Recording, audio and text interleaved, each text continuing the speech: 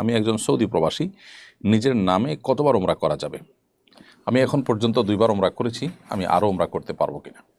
ভাইদিন ইসলাম, ওমরার কোনো সীমানা বা তার সংখ্যা শরীয়ত ঠিক করে দেয়নি যে এর বেশি কোনো মানুষ করতে পারবে না। বরং একজন মানুষ চাইলে তিনি যতবার সংখ্যক সুবিধা তার খুশি ততবার তিনি ওমরা করতে পারবেন। ওমরার কোনো শেষ সীমানা যে এর বেশি করা যাবে না।